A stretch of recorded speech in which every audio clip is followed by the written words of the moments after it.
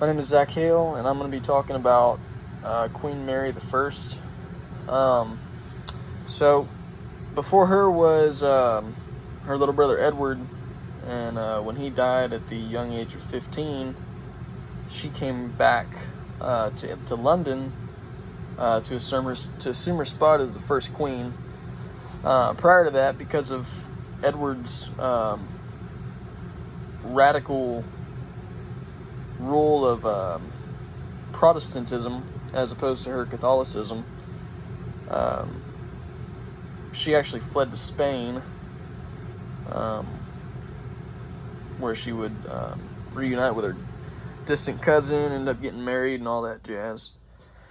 Anyway, when she got back to London to take her place on the throne, she immediately started making Protestants out to be martyrs. And what that meant was she was using outspoken Protestants as an example of what would happen if you spoke out or tried to be an example against the Catholic Church or Mary's rule.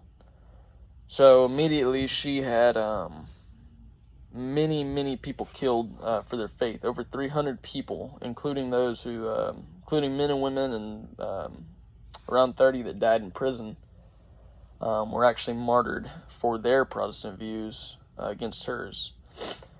She was a devout Catholic and felt that it was her God-given will to rid those who publicly came out against her rule. Throughout her time as queen, she was married and claimed that she was pregnant twice, though both times she never gave birth. So they never knew if she ever lied about her pregnancy or if she just miscarried. Either way, though, the readings were very similar to the video. It highlighted many things about Mary's enemies that we obviously don't get from the film.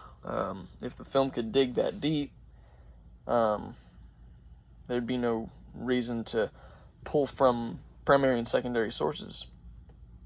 Her reign would obviously leave a legacy of more tyrannical rule and forceful executions regarding the faith of those who lived under her rule. After all the work that Henry VIII and Edward VI had done to keep this Protestant experiment going, Mary was determined to stop it in its tracks. The move was obviously inevitable, and despite her work toward a return to Catholicism, her little sister Elizabeth would come and reestablish England as a Protestant country.